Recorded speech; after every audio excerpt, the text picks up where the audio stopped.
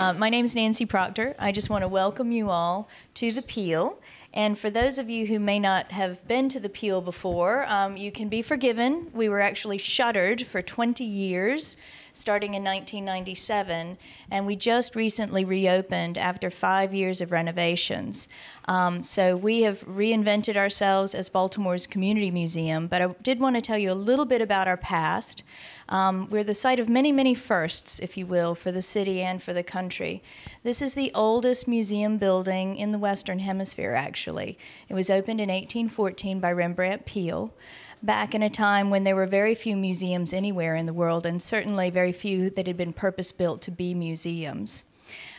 This museum was very eclectic for our times anyway. It exhibited everything from fine art to natural history. The first prehistoric animal in the world was exhibited in a museum here, and a companion in the family's Philadelphia Museum. And it ran very well, but unfortunately, despite the founder having also been dabbling in new technologies, he introduced gaslight technology to the city by using it to illuminate his galleries at night. Eventually was invited to create the first gas streetlight network in the country, and thereby founded BGE, now known as Baltimore Gas and Electric, but then Baltimore Gas and Light Company. Unfortunately, none of that, let alone the museum business, was enough to pay back the investors who had paid for the building of this building. So in 1829, Rembrandt and his brother Rubens Peale, you can recognize the pattern in the family naming here. There was no question what their father wanted them to grow up to be. They were forced to sell the museum in a fire sale, and the city of Baltimore bought it in 1829 and made it the city's first city hall. When the new city hall was built across the street here, catty corner to us, the building was repurposed to be male and female colored school number 1. Now we're now in Reconstruction era, and the first public schools are being built for blacks in this city. Public schools had been available to white citizens for more than 50 years at this point. And when the first schools were opened, they were really only allowed to have elementary school curriculum. It was considered neither necessary nor desirable, and that's almost a direct quote, for there to be a secondary school education available to people of color in this state. Thanks, however, to the activism of Isaac Myers and the Brotherhood of Liberty and others, the city was pressured into adding a secondary school curriculum, and this was the school that had that first high school class, that first high school education available to people of color in the city. The school that was founded here quickly outgrew the building. It got a new purpose-built school built called the Colored High School by 1894. That school now is called the Frederick Douglass High School, which is one of the most historic high schools in the country. So the very first black teachers who had been public school educated came through this building because, of course, you couldn't become a teacher until you had a high school degree. So up until that point, even all of the instructors in the black schools were white. So it's a place that has had many transformative moments. When the school left this building, it started being used for manufacturing of all sorts, and it almost destroyed the building. And they were going to, in fact, tear it down until some citizens and journalists came together and said, no, actually, this is too an important part of our history. And so they agreed to renovate the building and convert it into Baltimore's first municipal museum. So it opened as that in 1930, and it ran until 1997, when, due to another financial crisis, the city shut this museum and several other city-owned museums down and basically abandoned the building for 20 years. So the collection at that time was transferred to what was called the Maryland Historical Society. You can still see it at the Maryland Center for History and Culture. But this building is really the only physical artifact we have left. Our collection, such as it is born digital. It has recorded Baltimore stories of the people and the people who come to the city and use this building. And we're also a platform and a stage for the city's creators and storytellers in all media. So that might be artists creating exhibitions, historians doing workshops, or community groups organizing and having their own events. So this is your museum. and I really hope you will use it. Everything that we do here comes from the community. It's driven grassroots up. So if there's anything that you'd like to do here at the Peale, don't hesitate to get in touch with us. My name's Nancy. My contact info's out there, and my colleagues will be happy to help you as well. One thing that you might want to come back for is on December 3rd, we're having a festive fundraiser. It'll be a great party at the Peale, so you can pick up one of these and take them away. All right, so enough about the history of the Peale. I appreciate your letting me give you all of that. I know it's in 208 years you amass a lot of stories. It's hard to compress them into a soundbite. So I also want to now very quickly introduce our wonderful speakers here today. Immediately here on my left is Maximillian Alvarez, whom you might know well as the editor-in-chief of the Real News Network, just 2 doors down. They've been fabulous partners and neighbors for the Peale and have done a number of events here with us. So we were thrilled when Max said he would be available to interview our other great friends, Cory Doctorow and Professor Rebecca Giblin, who are visiting here from LA and Australia, respectively. You all probably don't need much more of an introduction than that, so I'm going to shut up and hand this over to Max. Thank you, Nancy. Thank you for being here. Woo.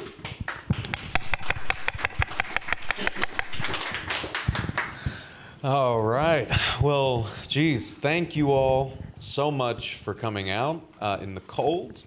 Thank you to Nancy and to everyone here at the Peale for hosting this incredible event and for doing all the great work that they do. Please do support them. Please, as Nancy said, make this, your own space, because we need spaces like this. And of course, thank you to my amazing interlocutors, Cory Doctorow and Rebecca Giblin, A, for writing such an important book, and B, for schlepping across the world, spreading the good word, and for putting us on your schedule. We really, really appreciate y'all making it out here.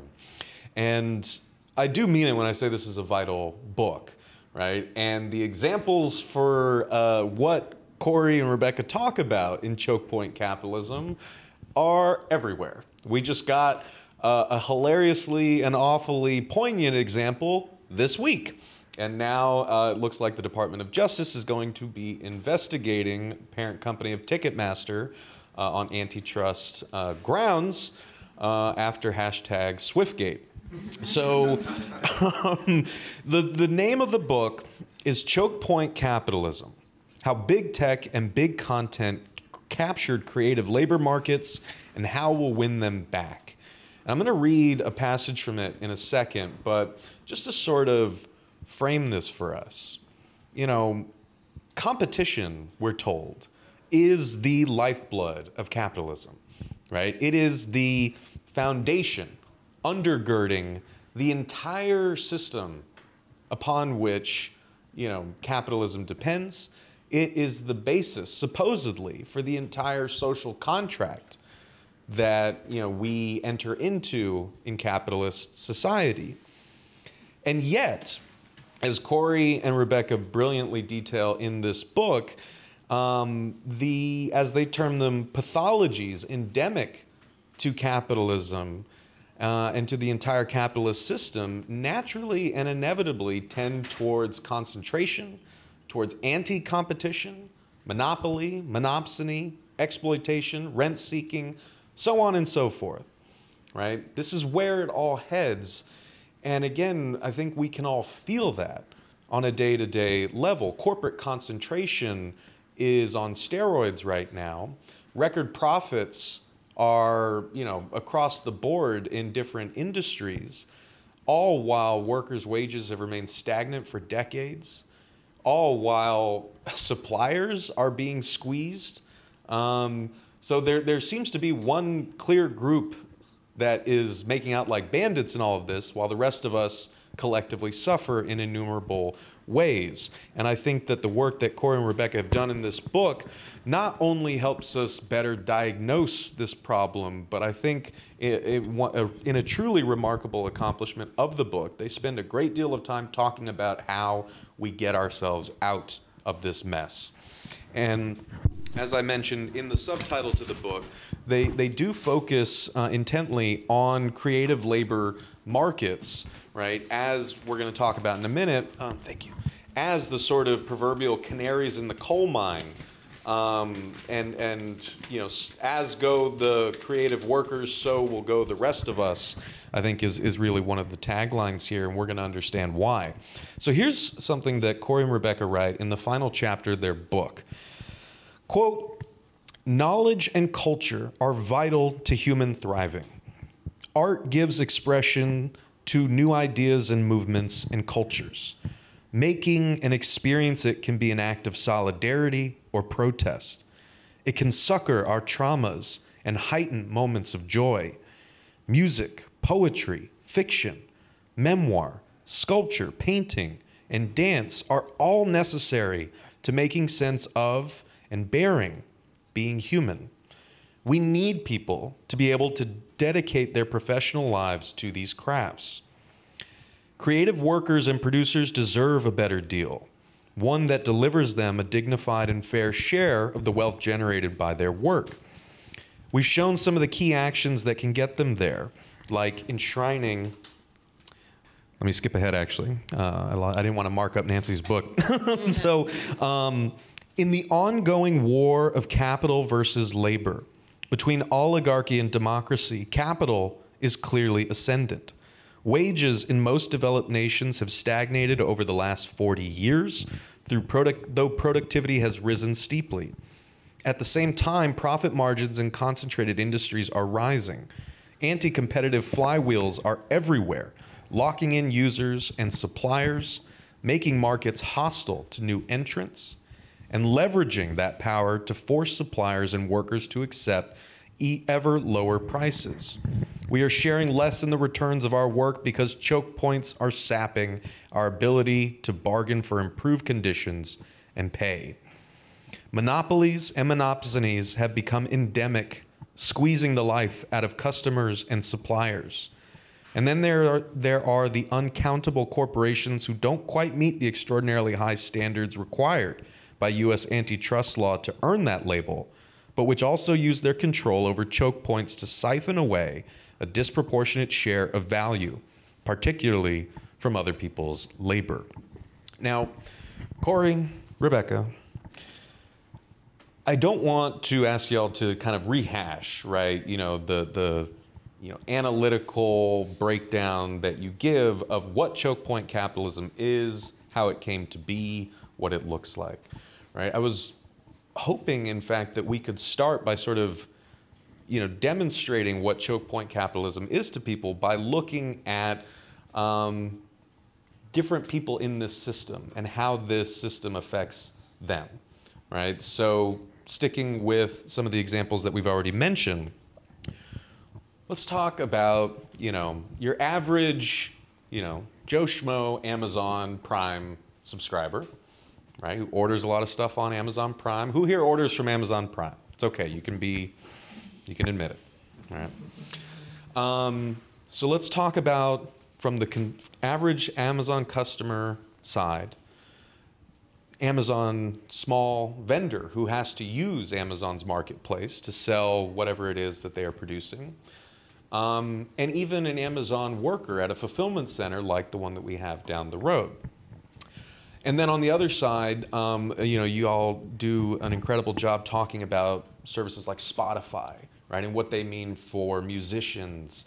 And so I was wondering if we could also weave in, like, if I'm a independent musician trying to get my music out there, or if I'm someone who listens to Spotify to find new music, in those sorts of subject positions, what does choke point capitalism look like?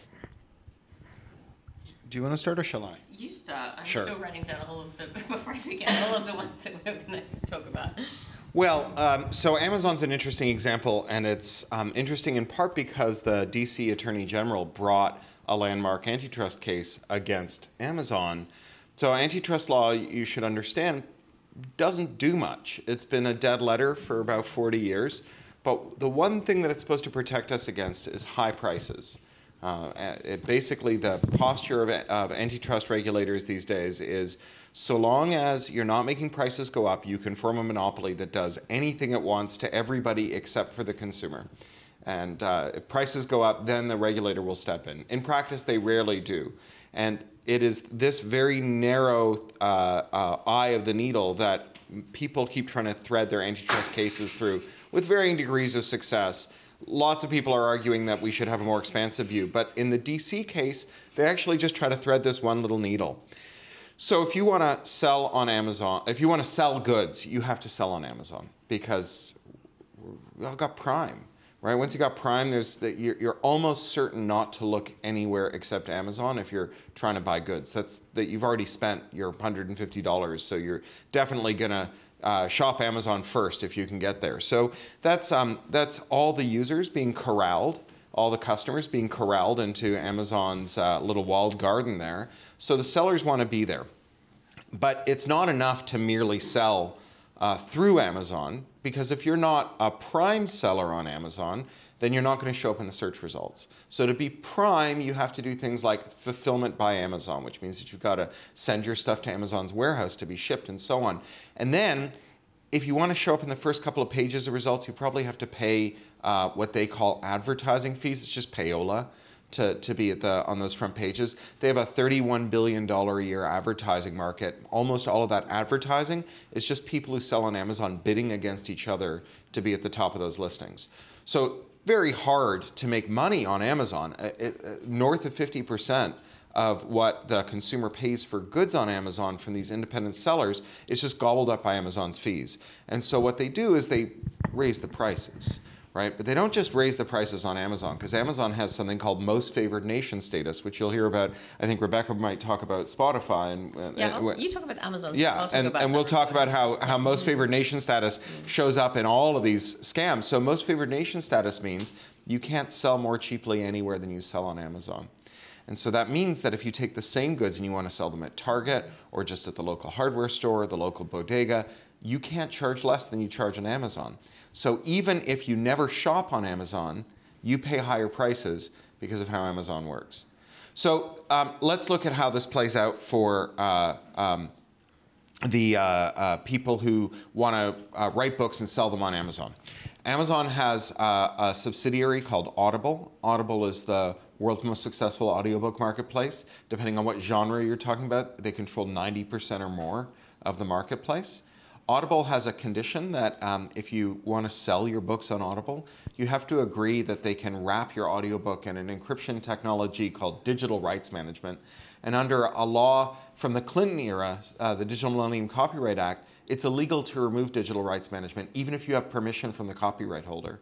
So if you buy my audiobook on Audible and I say, you know what, you can remove the DRM, you can move that audiobook to a player that Audible doesn't control, I can't authorize you to do it. And if I give you a tool to do that, I commit a felony, which is punishable by a 5-year prison sentence and a $500,000 fine.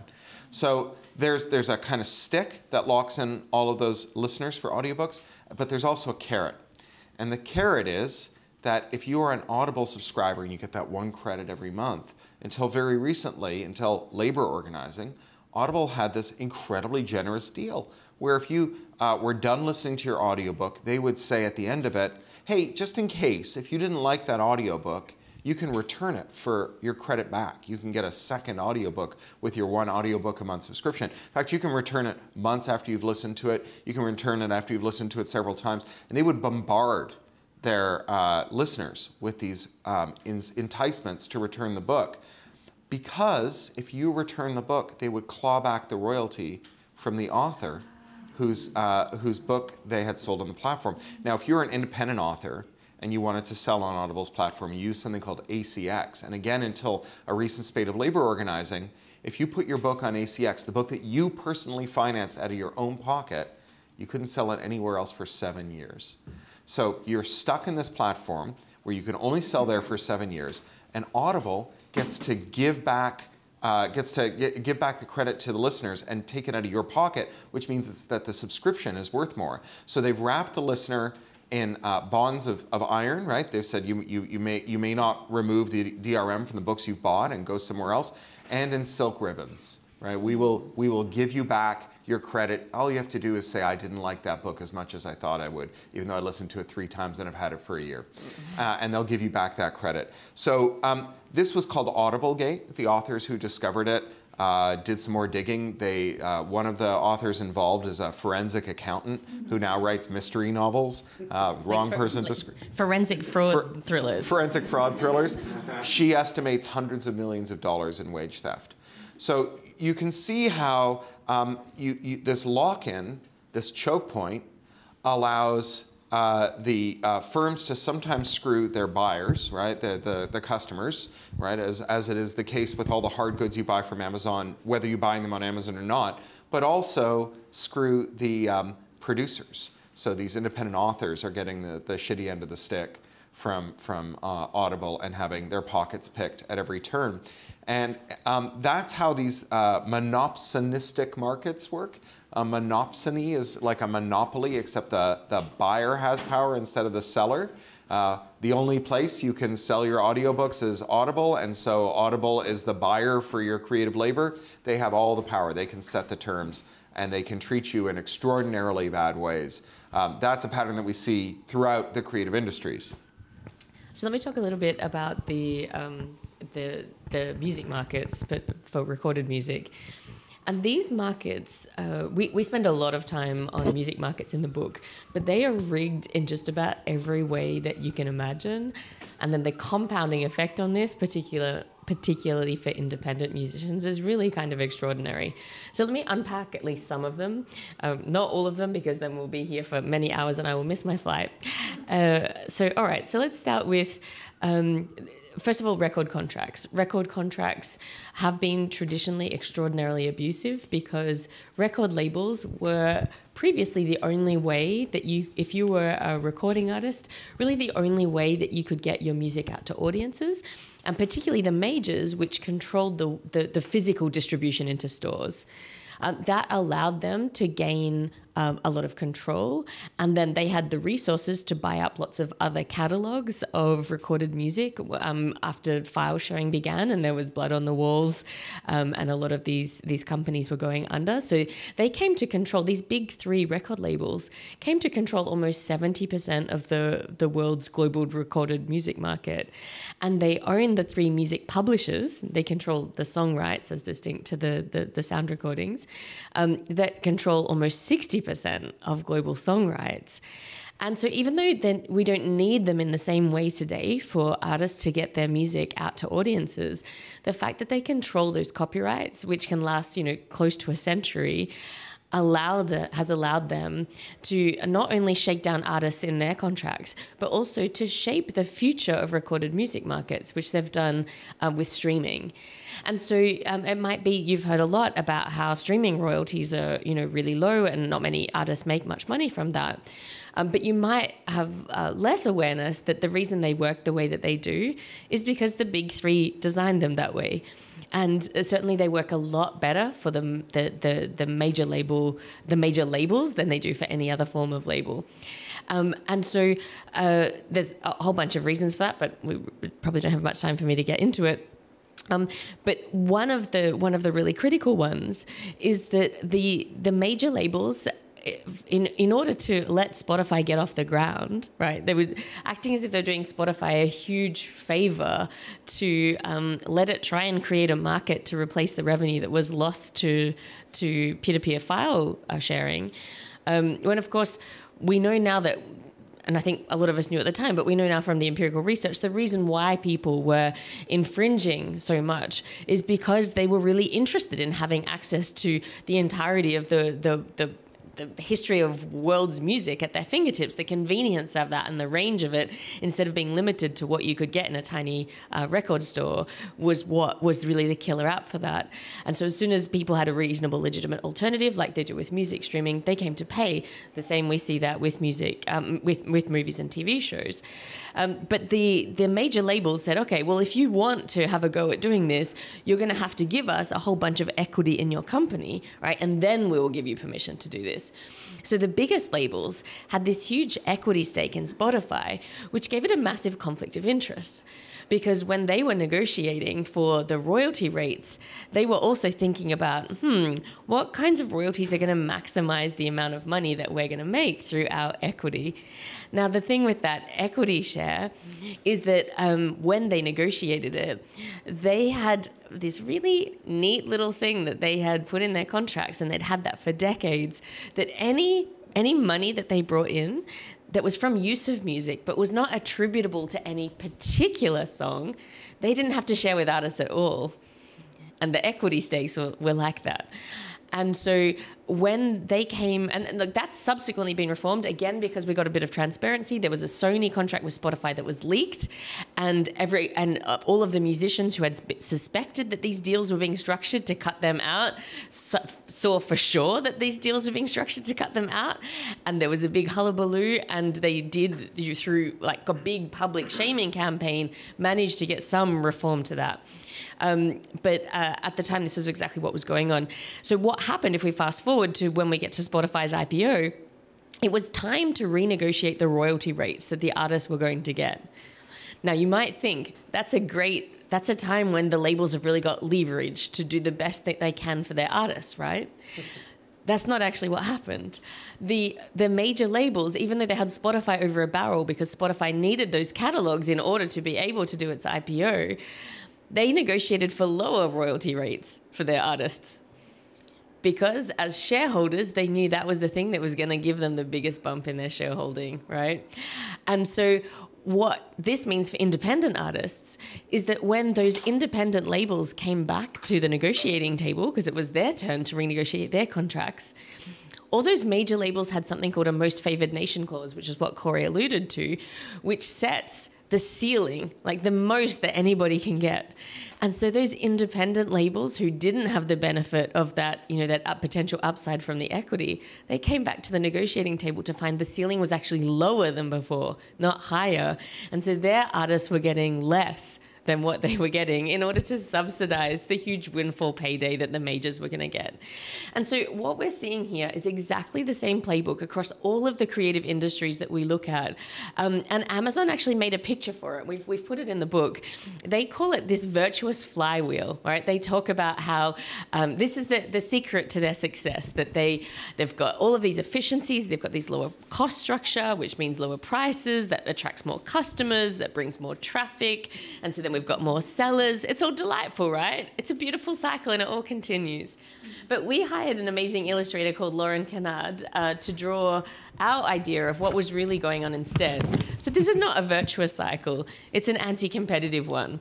What we're seeing here is that these companies are locking in their customers, right? So that they can then lock in their suppliers, the artists, the people who actually make the stuff that we care about.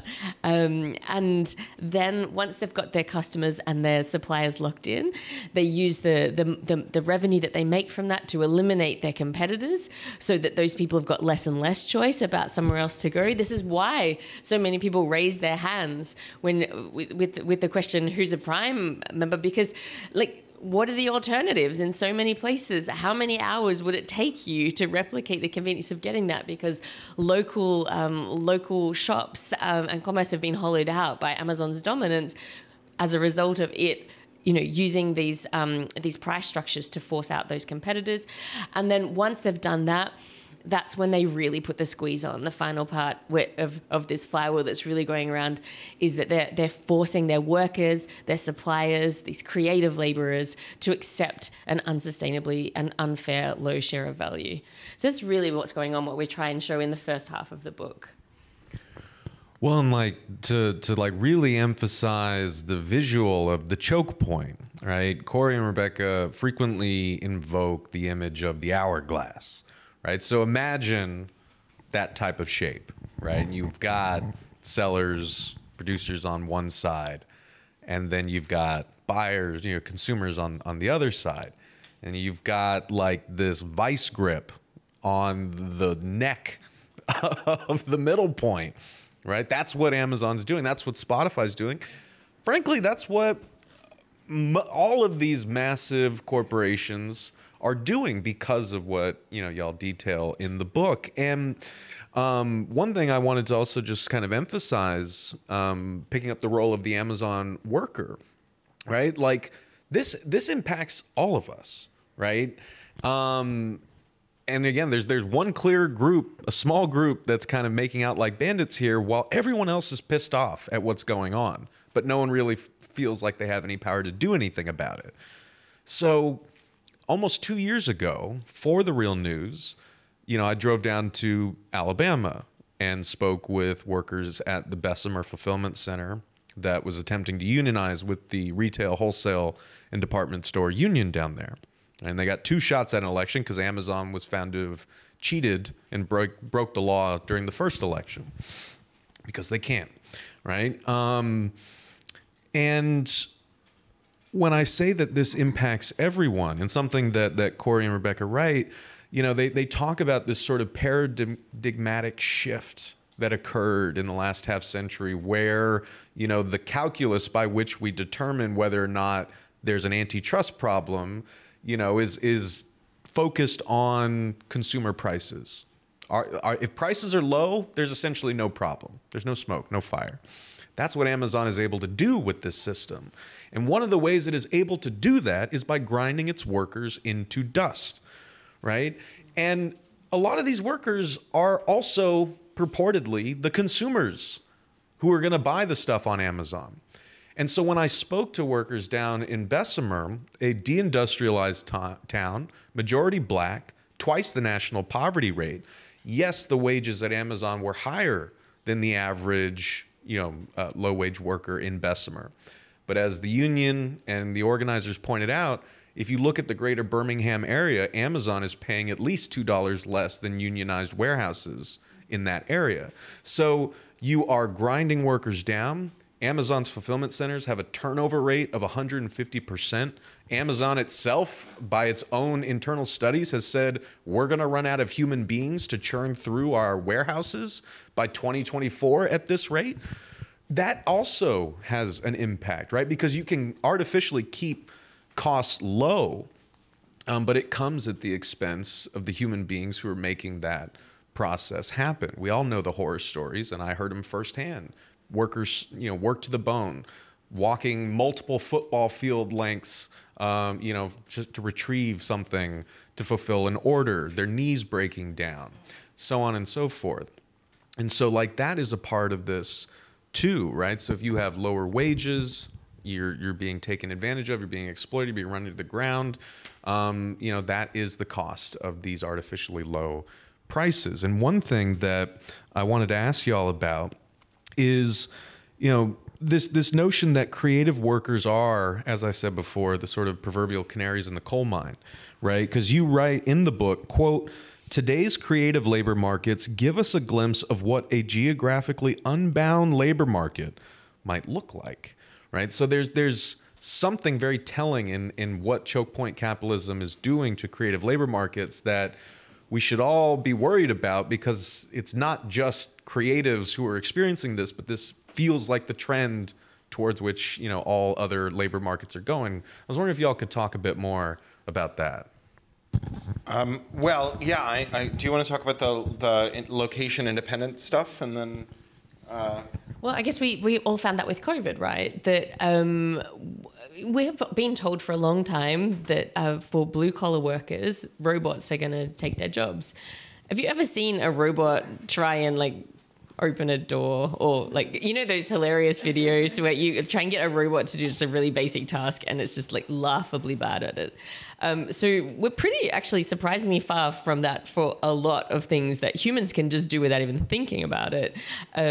But do you know what we're not far away from? As we discovered when COVID put us all at home, and suddenly within a matter of days in some cases, our employers discovered that we didn't really need offices anymore, and that the job could be done very, very well from home. But if the job can be done very, very well from home, it can be done very, very well from home anywhere in the world. And do you know what's much easier than getting robots to learn how to open doors? It's just to give a couple decades of sort of socialization and skills acquisition to people in lower income countries. And then the jobs that, white collar jobs are, geographically unbound from the places they're in many, many cases. And so this is really sobering. These companies that are extracting, it's an extraction mindset, right? And we're actually starting to see some of the wealthiest people on the planet coming around to the idea of a universal basic income, because they're realizing that they're pretty close in many cases to taking everything that there is to take. And if they want to take more, they're going to have to arrange for more to be given to those people so that they can extract it, right? So it's like a strip mining kind of mindset. And so I think that's really that's a danger that we've got to be thinking about. It's not that they're that those of us who are still in secure, well-paying jobs have that because the corporations that employ us do so out of the goodness of their hearts. It's because they haven't figured out a way of taking that away from us yet, right? But they're working on it. And creative workers are among the more vulnerable kinds of workers because creators work for reasons that aren't entirely economic. There's that joke about the kid who runs away and joins the circus, and his dad finds him shoveling elephant shit, and he says, "Son, come home." And the kid says, "What, and quit show business?" Creative work is one of those kinds of work where even if there's no good expectation that you'll be able to get a fair wage from it, you just keep doing it. And there are other trades like this. What was the term that came up in yesterday's seminar? It was something like mission valorization or something. Do you remember? Vocational awe. Vocational awe, yes. Which library folk are very familiar with. Where you feel like you owe something to your job because it's a mission. Maybe you run a community museum. Maybe you work at a library. Teachers, care workers, nurses, and so on. They're often in a position where even if their wages are cut, even if they don't know that they can get paid, they still show up for work because the job matters. Yeah, that's a phrase that we use in the book is we point at all of the situations where people's passion is being weaponized to facilitate their exploitation. There's a great book by David Graeber, R.I.P., called Bullshit Jobs. And in that book, he identifies this weird premium we assign to labor that means something, where we say to people who have a meaningful job, why do you want to get a fair wage for it? Isn't the satisfaction of the job enough? Surely a fair wage should be reserved for people who have to do the soul-deadening work of representing a box and a dotted line in an org chart for a princeling at a Fortune 100 company and know that their work doesn't matter at all and whether they live or die will make no difference. Those people need a real reason to show up for work. But if you get the intrinsic satisfaction of helping toddlers, you should be okay with going to the food bank twice a week. So creative workers are vulnerable, not in exactly the same way, but they are part and parcel of that kind of vulnerable workforce. But creative workers have another area in which they're vulnerable, which is that we have a labor protection regime that is not well suited for purpose, which is copyright. So copyright has some efficacy for creators in extracting revenue from the intermediaries, the publishers, the labels, and the studios that represent them, but only when there's some bargaining leverage. Only when you can go to the label, the studio, the publisher and say, in exchange for my copyright, if you want my copyright, you and I are going to have to dicker, and I'm going to get a better deal out of you. And when there's only a small number of firms, and the only way to reach your audience is to go through them, when they have the choke point, more copyright for creators is like more lunch money for bullied kids. Doesn't matter how much lunch money you give that bullied kid, the bullies are going to take the lunch money. And the fact that the bullies are out there using some of that lunch money to run a campaign arguing for more lunch money for the hungry kids of America doesn't mean that they're ever going to feed your kid, no matter how much lunch money your kid gets. And so, from the two examples we gave, Spotify and Audible, the only role that copyright plays in that is to the detriment of creators. The three big labels were able to structure the future of Spotify because they had these extraordinary long-lived, century-long copyright portfolios. The only reason that Audible listeners can't take their collections with them to somewhere else is because of the Digital Millennium Copyright Act. which gives more power to corporations that wrap a file with an encryption wrapper than it does to the workers who produce the creative work that is in that file. This isn't to say that copyright is never the answer, but if all we have in our toolbox is copyright, we will never solve this problem. And so that's why the book emphasizes all kinds of solutions that are not just about copyright law. A lot of them are about labor law, some of them are about contract law, some of them are about technology law, and they're about how you can actually intervene in these markets to do things that make a material difference in creators' lives. At this point, giving a creator more copyright is just giving them the right to be angry at their audience, right? It's not going to give them more groceries. It's not going to help them pay the rent. Well, and I want us to, end the panel portion kind of talking about some of those solutions. And again, I think it's a real testament to the work that Cory and Rebecca have done that so much of the book does focus on potential solutions. None of them is a silver bullet, but all of them are essential tools in the toolkit, right? Mixed metaphor, but you get what I'm saying. But by way of getting there, I want to kind of address something in what you both just said, right? Because I think there is the potential for us to see this problem and to think, oh, like maybe something happened in the digital age that threw off the balance, right?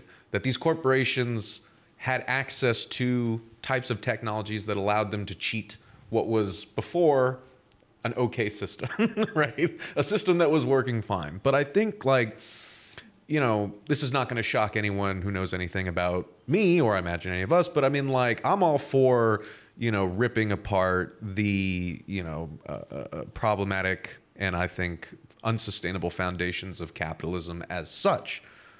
Not just as an end in itself, but I think one thing that really speaks clearly in Rebecca and Cory's book is how there are pathologies endemic to capitalism that make it so that capitalists literally cannot stop themselves from doing this shit, right? They cannot stop themselves. We have enough history. We have 200 years of history showing that it is always going to trend in this direction towards anti-competition, towards rent-seeking, towards monopoly, monopsony, market control, so on and so forth.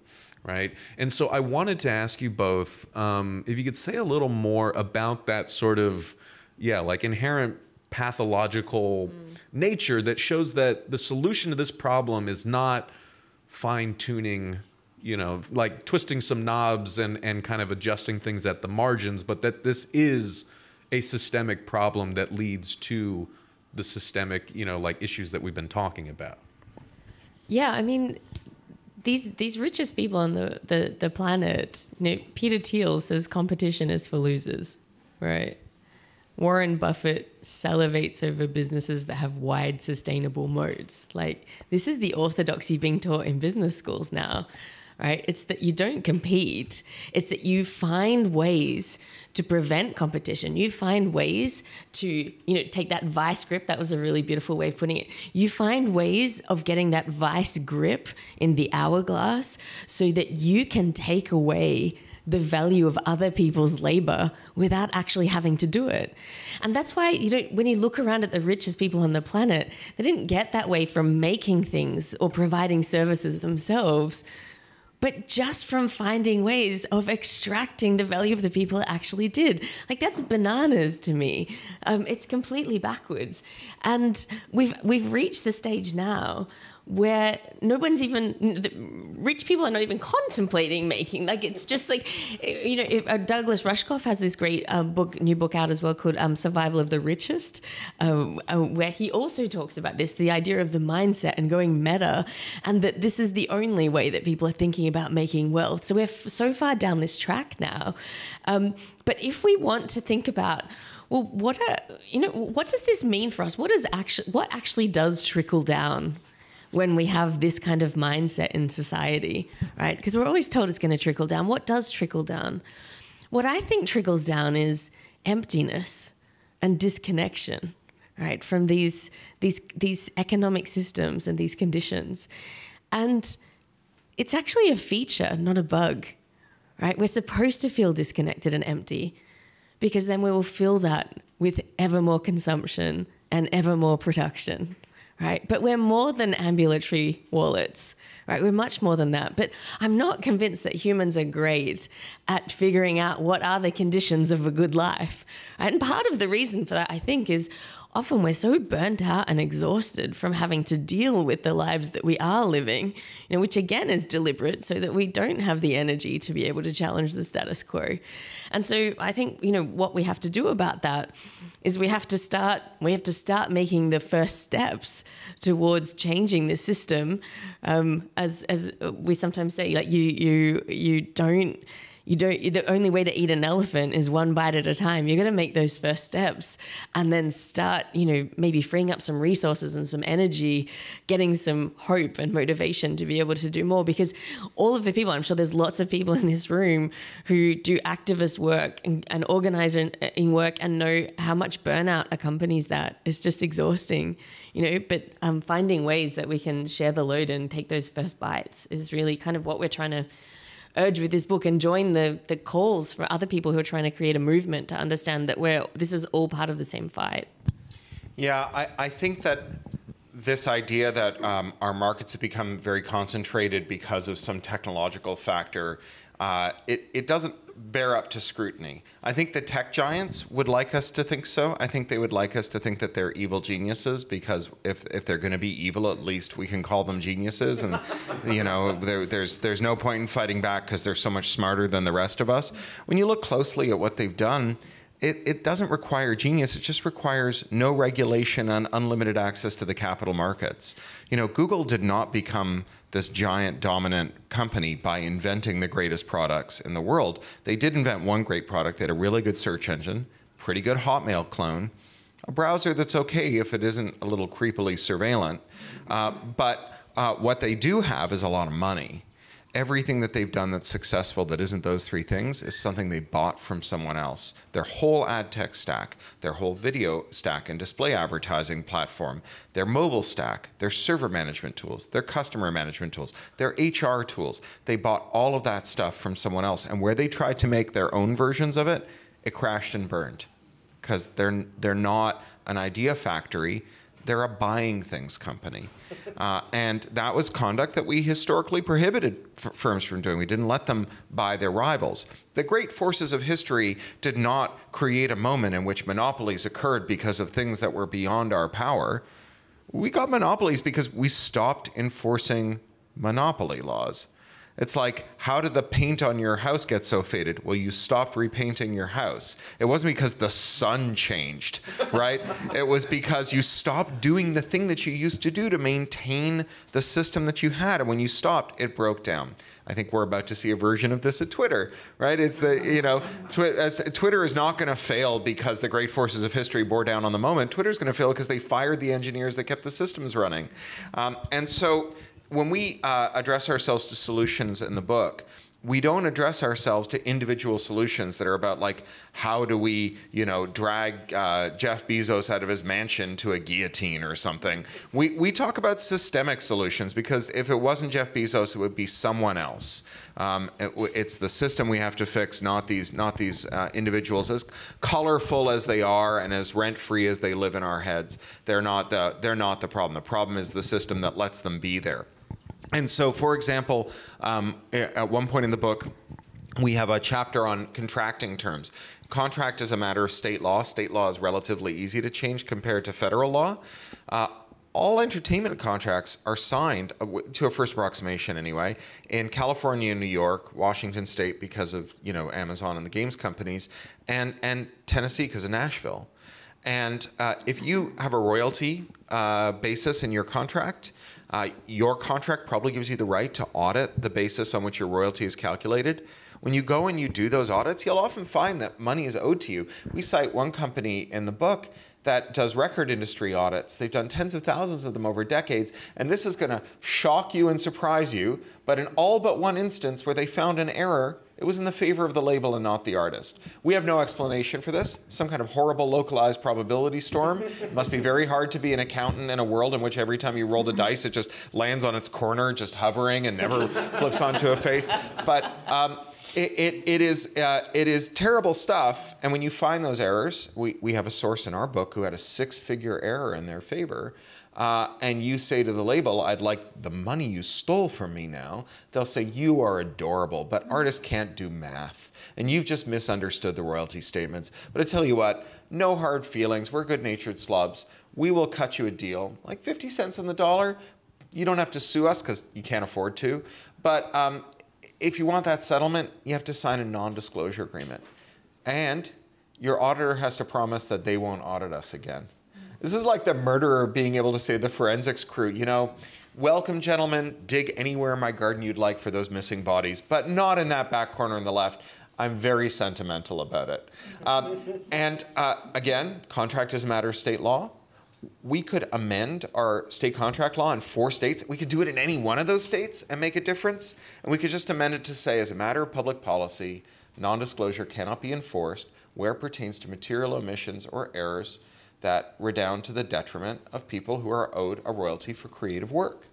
And in that one short bill, you put more money into the pockets of more creators than all the copyright term extensions of the last 40 years combined. There's a crack in the machine, and if we stick a crowbar in it, we wiggle it around, money will pour out of the machine and into the pockets of artists. And this is a thing that we're starting to see in some state laws. The state law on ebooks for libraries that is proposed in Delaware, as I understand it, has a prohibition on non-disclosure on libraries so that they can tell other library systems the deal they're getting from the publishers on this. Because when you're not allowed to talk to other people about the deal you're getting, it lets the firms play us off against each other. It lets these monopolists play us off against each other.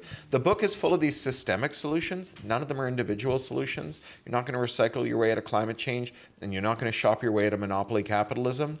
And, you know, that can be dispiriting to think that there's nothing you as an individual can do. But there is one thing you can do as an individual, which is to join a movement. And then as part of a movement, you can demand these big systemic changes. Well, I thought that was a great spot to end on. We can carry the conversation over to Q&A, but that was beautiful. Can we give another round of applause?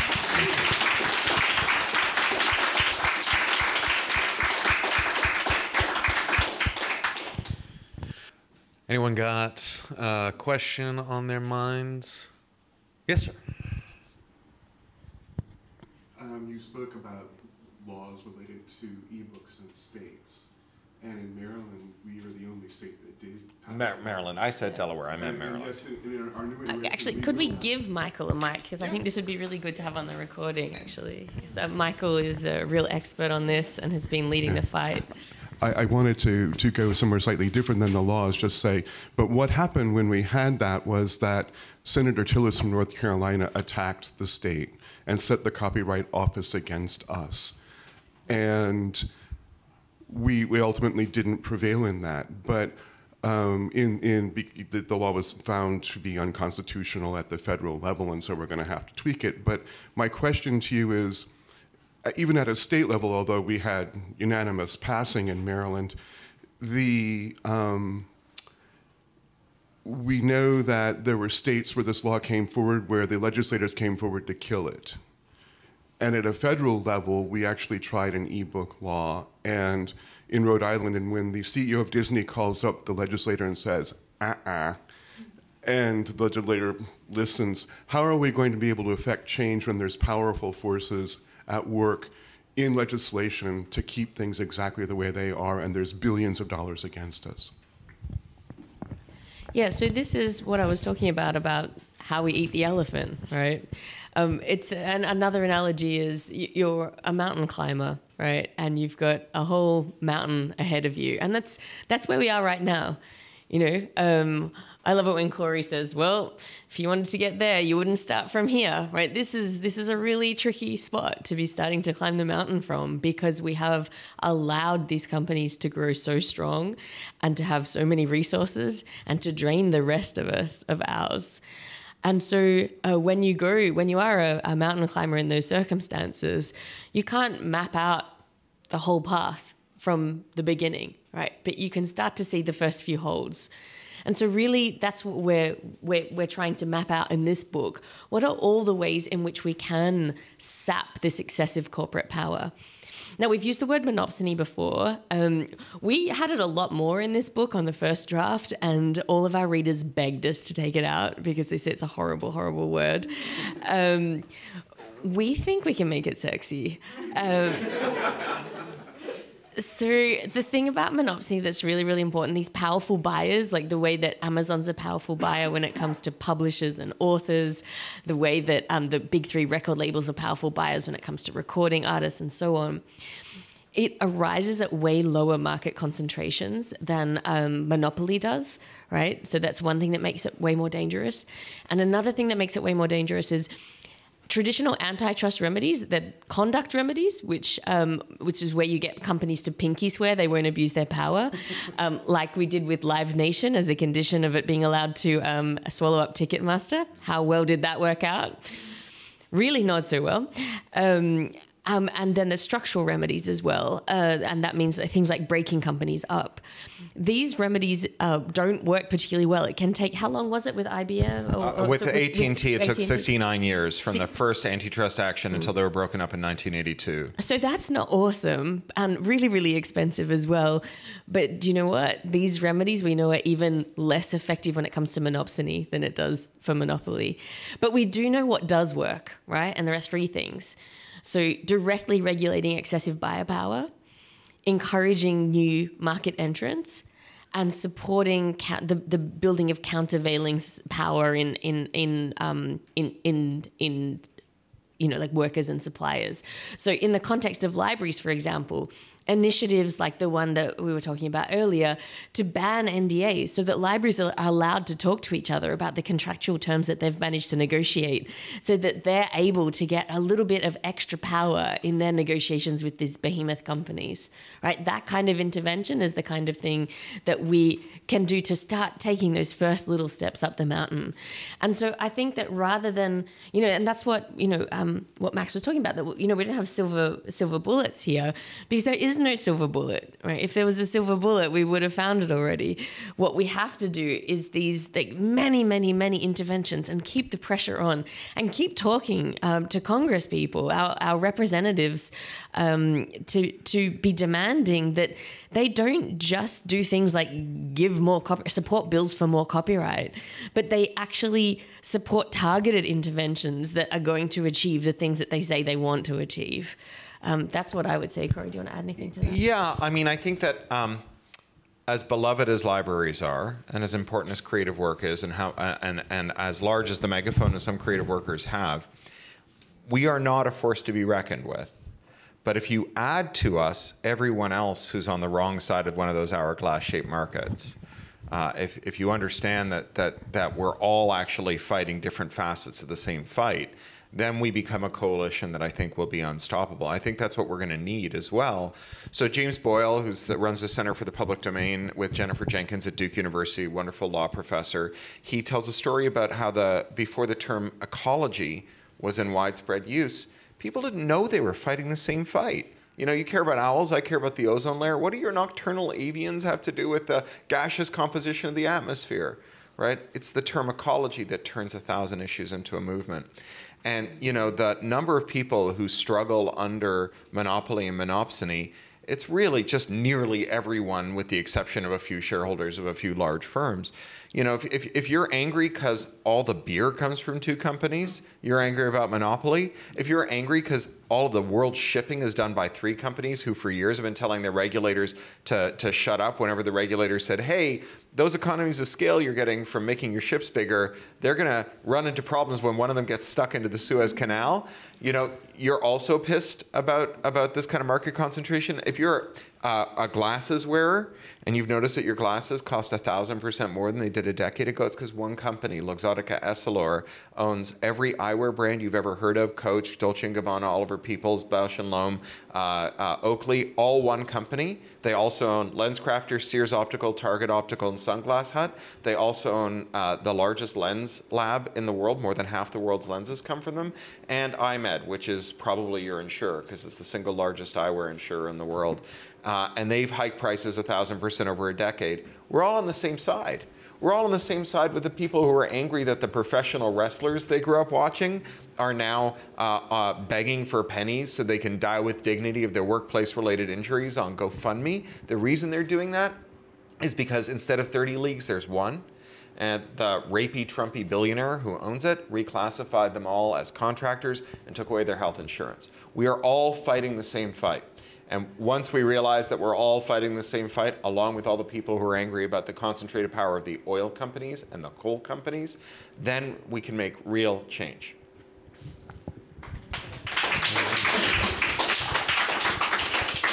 So what you're saying is when Swifties unite with Amazon workers, it's an unstoppable force. Right. I think that's actually all we need. Yeah.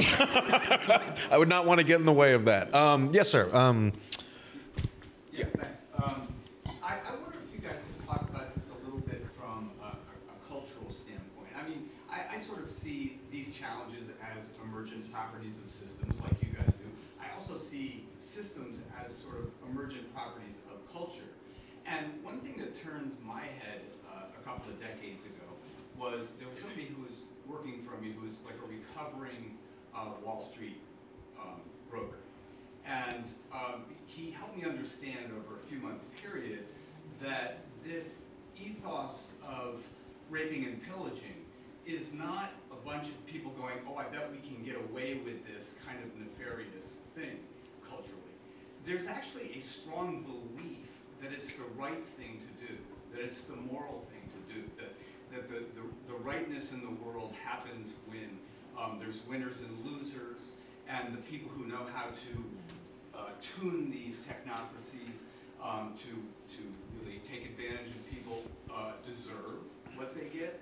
And so it's a system of justification, and it's amazing to me how much Americans tolerate this really alien cultural ethos among us, you know, almost like a caste system where we kind of believe that we're really owed this kind of Yeah.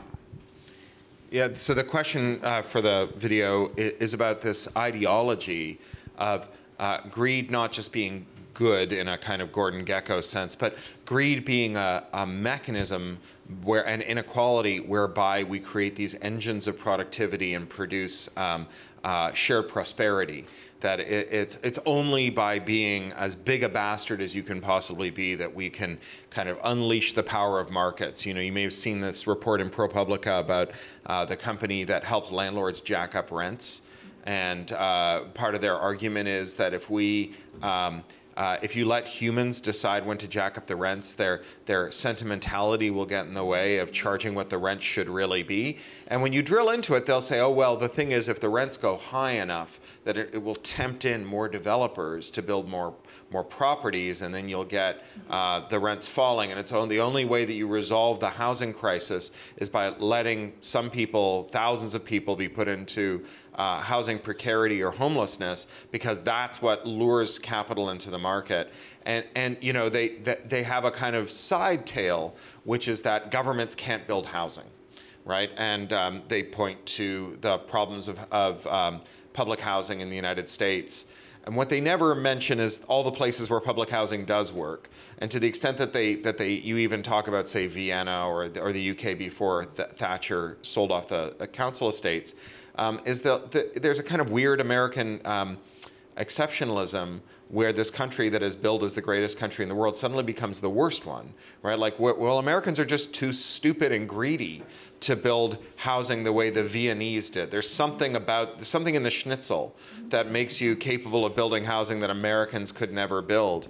And I think that the good news is that this ideology takes work. It's not a thing that comes to us naturally. And Yochai Benkler is one of the fathers of the free software movement. He talks about how if you go to Wall Street, you go to Zuccotti Park, and you see the kids playing in the playground surrounded by their broker parents, you'll hear those broker parents leaning over the gate of the park and saying, "Timmy, share," right? Because nobody wants to live with a toddler who acts like we're told in business school we all need to act. It is a miserable existence. And just like in after World War II, they found that a large plurality of soldiers just aimed over the enemy's head because no one wants to shoot a stranger. And it took work to figure out how to turn people into people who would shoot at strangers who they had no beef with, except that your boss had ordered you to shoot at them and their boss had ordered them to shoot at you. It takes work to convince people to be greedy, to be jerks. And, to a certain extent, if we take our foot off the gas, that vehicle is going to roll to a stop. It's going to take some work, but I think we can do it.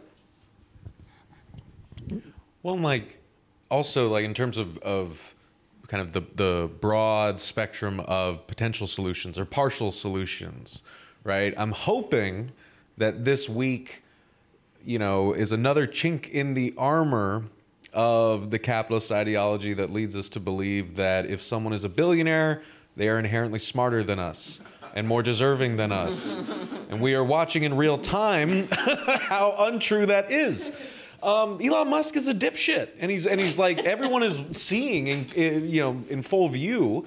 And this is not just about Musk and the tech geniuses who fancy themselves as such, but also the old school capitalists who love cashing in on that same sort of adoration that we pour on the rich and powerful.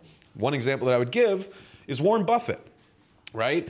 Warren Buffett, people teach whole business classes about this guy. He's business genius, so on and so forth. At The Real News, we spent all year reporting on how people like Warren Buffett have taken our supply chain and driven it into the ground by driving workers into the ground, by jacking up costs for shippers.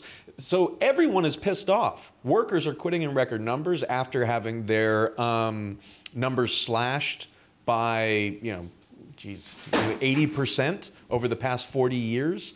We're not moving nearly as much freight as we should be in this country. Everything in the system is getting worse. And yet, profits are record high. Stock buybacks are sky high.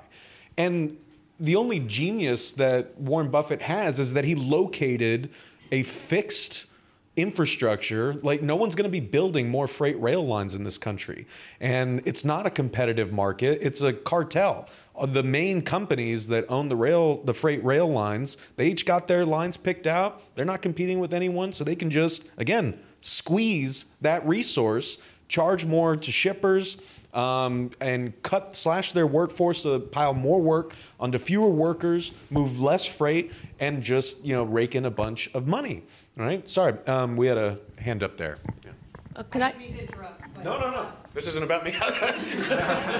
I'm curious what you think about, and this is a little outside of the purview of the book, which is obviously about capital and specifically about creatives who produce goods that are sold in the private market, which is usually an individual to market relationship.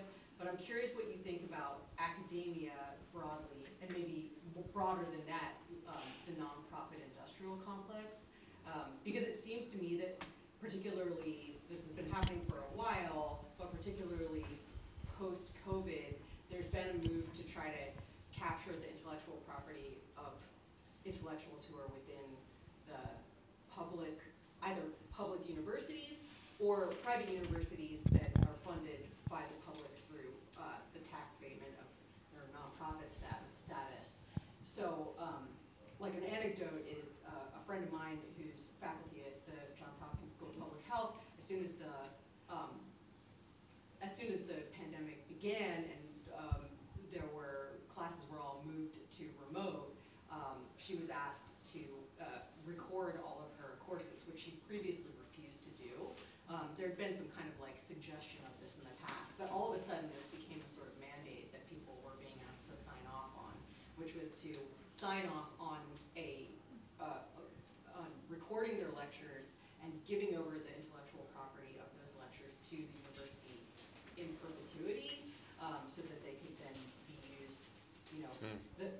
have the class with no teacher. Imagine the savings.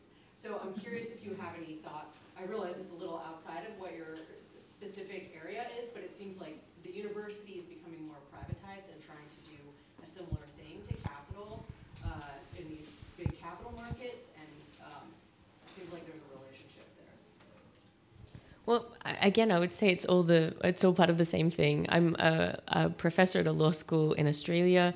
In Australia, we relied very heavily on international students to subsidize the running of the universities. When COVID hit, there were no more international students. We saw the vulnerability of these economic structures, and it's been carnage. Like tens of thousands of university workers laid off. And we in universities are also people who are really passionate about our work, passionate about our students and our research, and always give more when we're asked for more. But what was really, really clear when that happened was that, a lot of these universities that had, even quite large endowments or cash reserves or real estate holdings that they could have cashed in order to support their labor force, they did none of that, right? We were the first ones to go.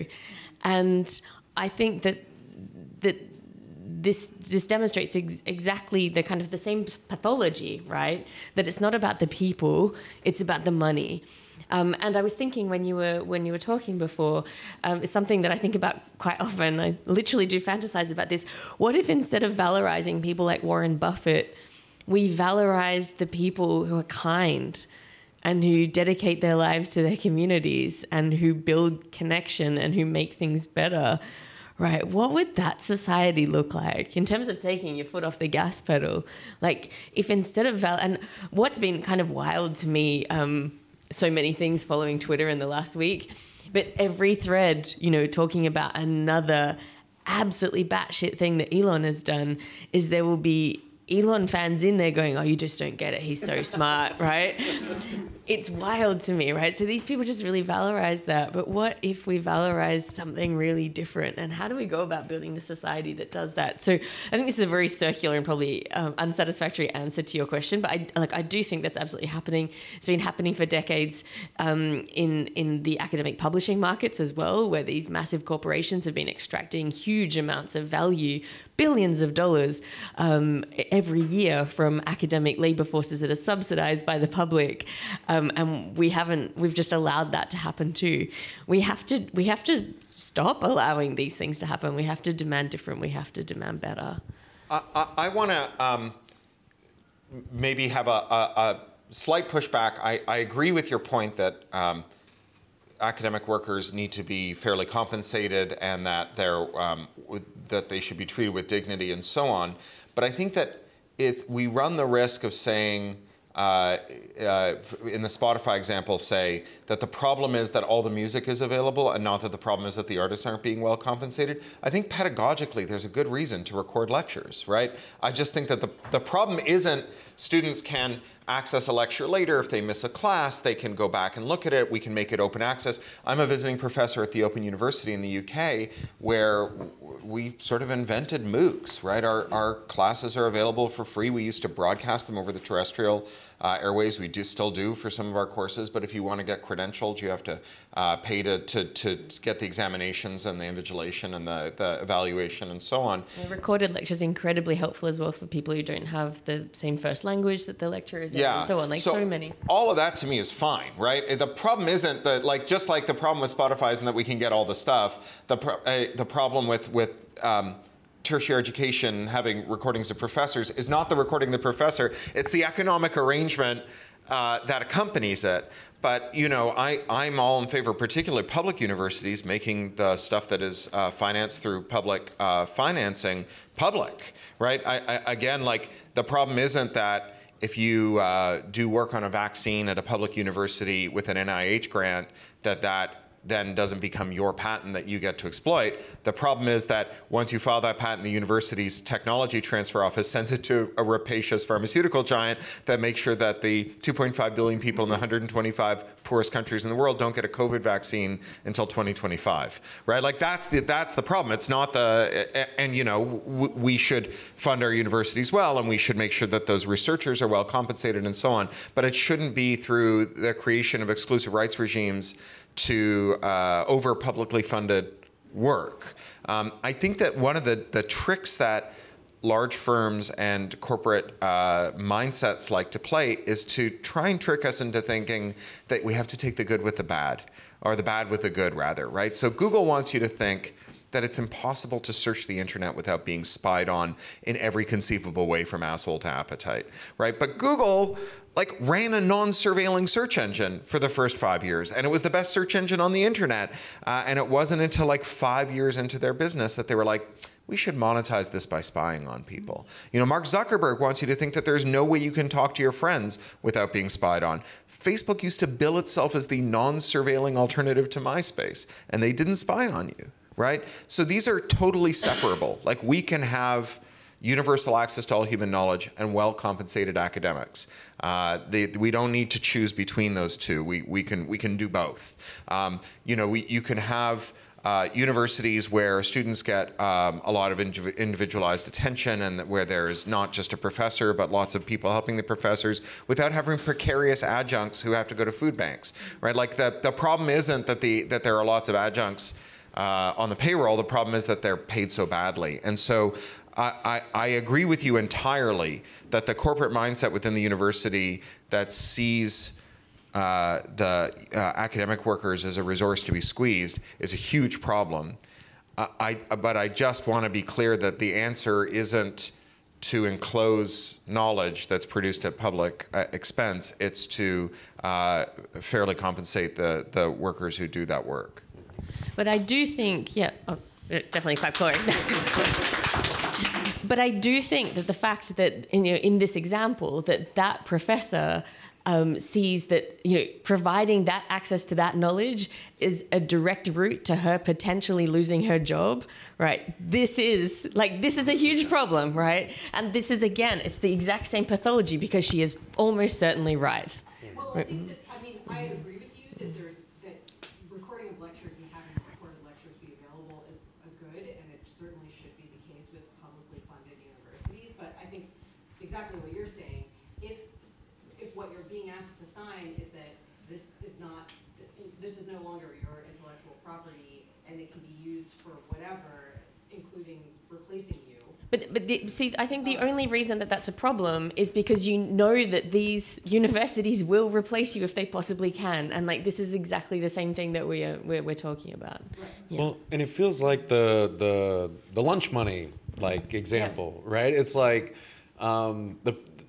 problem is that even in higher ed, these choke points are there, right? I mean, right now, in the largest strike in the country, does anyone know what the largest strike in the country is right now? UC system. UC system. 48,000 academic workers are on strike across the state right now. On the other end of the country, part-time faculty at the New School are on strike as we speak. And the thing is that both of these groups, it's bonkers, because at the New School, an ostensibly progressive institution that does great work, has great people, 87% of its teaching is done by part-time faculty, by contingent faculty. That is a choke point, right? That is that knowledge is there. That's the service that the university is ostensibly there to give. But workers are being ground to dust. Students are being asked to pay more for it. Someone is in the middle controlling all of that crap. So just this is you're getting at an important point here, which is that when there's monopolies within the supply chain, the whole supply chain starts to look like a monopoly, because the alternative is that the monopoly crushes the other parts of its supply chain.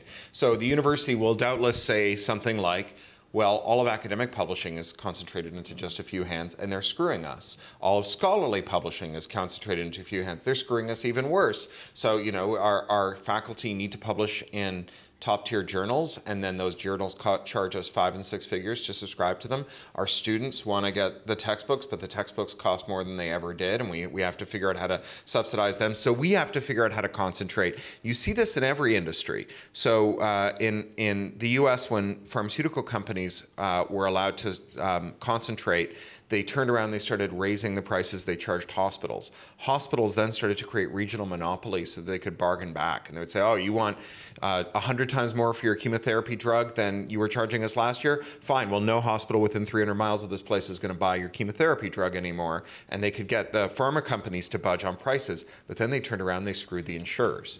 And then the insurers formed monopolies, and so they could push back on pricing. So then you have this fully monopolized supply chain: insurers, pharmacy benefit managers, pharmaceutical companies, hospital supply companies. Hospital beds are a monopoly. They're a monopoly that's merged with the coffin monopoly, which is super creepy.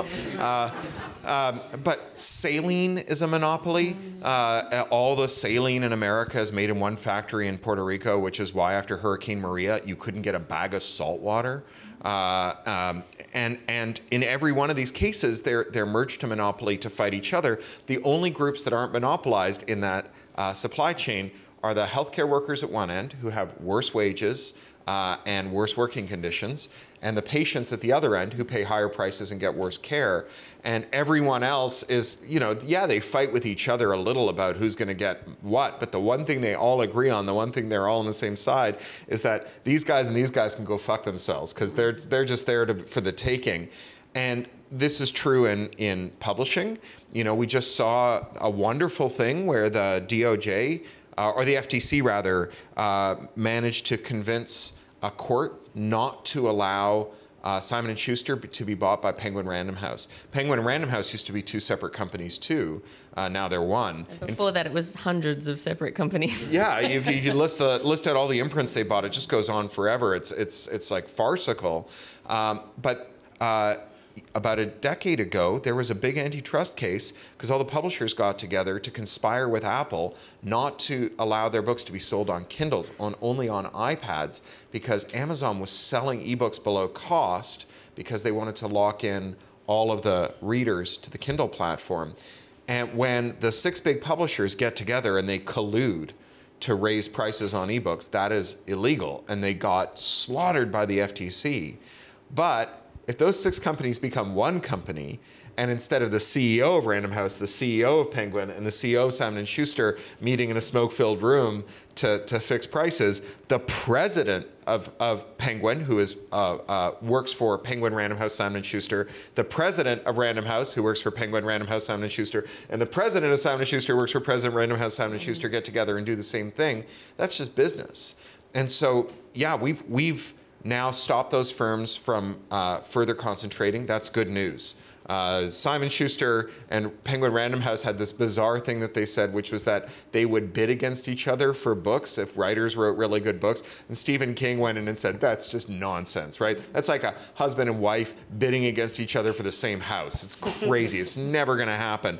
But we've left them exposed because there is this giant monopoly in their supply chain. So we've got work to do there, right? And it's just important to remember that there's never just one ant.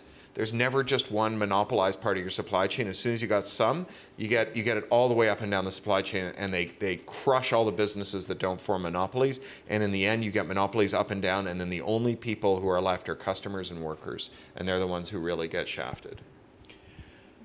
So I know you guys got to get to the airport. Yeah. Right. So I think we have one more question. Yeah. I just wanted to check we had time. Back. Yeah, in the back, please. Thank you. I mean, I really appreciate your work and what you brought up. But I think what I keep coming back to is what do we do and where do we have power? Because it sounds like a lot of the solutions that you point to or that you've highlighted come back to changing laws. But the problem that you're describing is capitalism. I mean, it's an exploitative system that concentrates capital, capital is owned by a minority of the population. And that's the thing that we have to change, and we have the advantage of being workers that actually work and produce value, and the fact that they own that value right now is something we have to change. But I think that I'm curious where you see like examples of like workers organizing, and like really it comes down to class struggle. If we will be frank, like of just like where we would have power to break the monopolies or to break the power that they hold over us is us organizing and us looking to each other and to us looking at, you know, the millions and billions of workers around the world that have immense power. But as soon as we get kind of funneled into their system of laws and their system of, you know, you can't strike because your union says this and your contract says, then we'll be waiting around forever. Sure. But we didn't get, you know, we didn't get any of the gains that we have from like, obeying the law. State. So Yeah. I'm really curious if you can speak to like more examples about where workers in Spotify or Audible or these other places or outside of even the kind of technical like world that have organized and where that benefits everyone. So before we answer that for the cameras, the question is about what the role of labor and labor organizing is in all of this, and where that fits beside just changing laws. There's one of my favorite stories in the book is from the Writers Guild of America and their recent strike against the big four Hollywood talent agencies. We worked with them, and particularly David Goodman, who was the president of the guild, over the course of that strike. And we could see like what a toll this was having on him. So basically what was happening here is the Hollywood talent agencies had sewed up the talent, particularly writers, in exactly the same way, exactly the same playbook that we've been talking about. And even though it's the so-called golden age of television, writers' share was declining, their conditions were getting worse, and they realized that they needed to take action. Now, they do have a strong history of unionization in Hollywood, and that really helps because they've got that shared history and that shared experience of knowing that solidarity does work. But still, it was huge, right? They changed the guild changed their code of conduct to get rid of these conflicts of interest and shakedowns that the big four agencies were particularly engaging in, and then all of the writers in Hollywood said, if you don't comply with the new code of conduct, you don't work with us anymore. And then in a single week, 7,000 Hollywood writers fired their agents. And the agents couldn't believe it. They're just like, you can't operate without us, right? David was actually our interlocutor at our US launch day event in Beverly Hills in September. And he told the story of how it took some time, and in fact, he said his wife, he was a bit sheepish to say his wife noticed way before him. It took some time before the writers noticed that, in fact, there could be no Hollywood without the agents, but there couldn't be Hollywood without the writers, and that they were the ones that had the power. And what he said was so powerful. He said, we realized they only had the power that we gave them, right? And this is what we all have to understand, right? That we are the ones, the workers, right? And the customers, we are the ones that do have the power ultimately.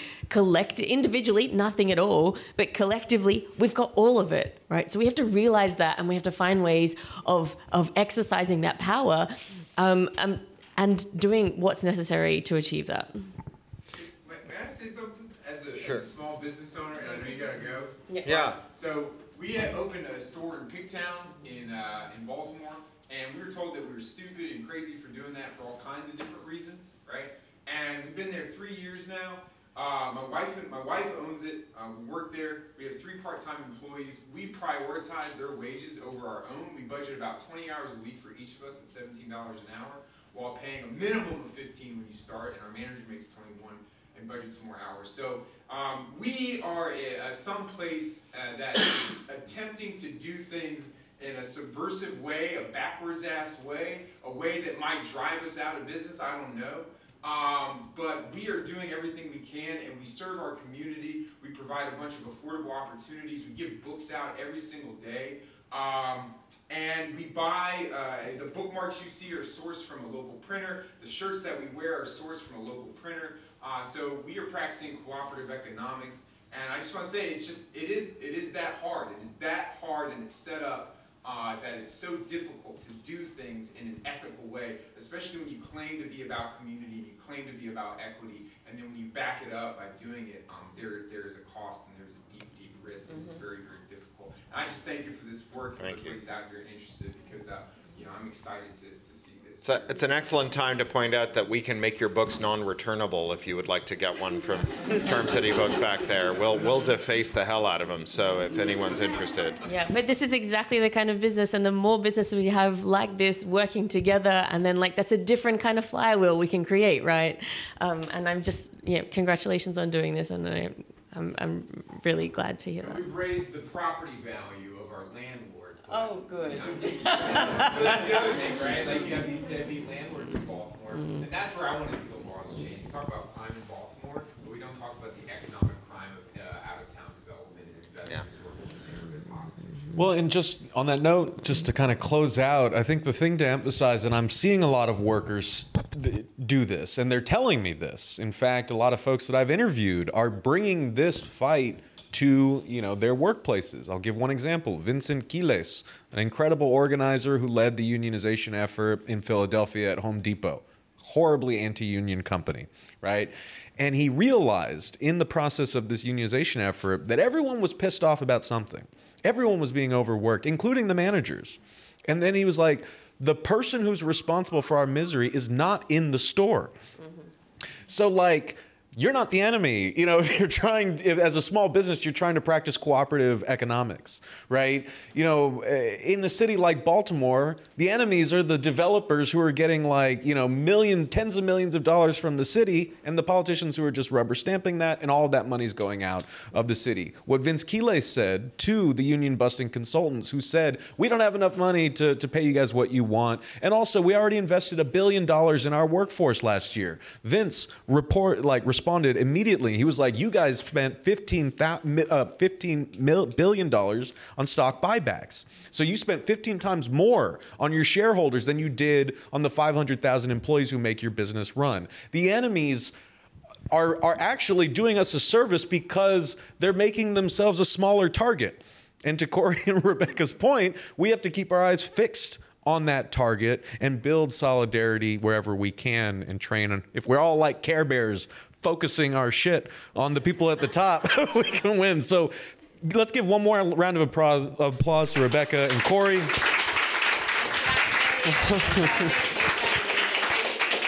And thank you again to all of you. Thank you to Nancy. Thank you to the Peale for hosting us. Please go buy this incredible book, and let's get Rebecca and Cory to the airport. I just want to thank Real News Network. Thank you, Max. I want to thank Karan, our interpreter. And if anybody wants, the Peale is open. We're usually open in the afternoons, the evenings, early evenings, Thursdays and Fridays, 3 to 7. If you want to go see Lee Booth's exhibition on the second floor, or the Sankofa dance exhibition on the third floor, you still got time to do that.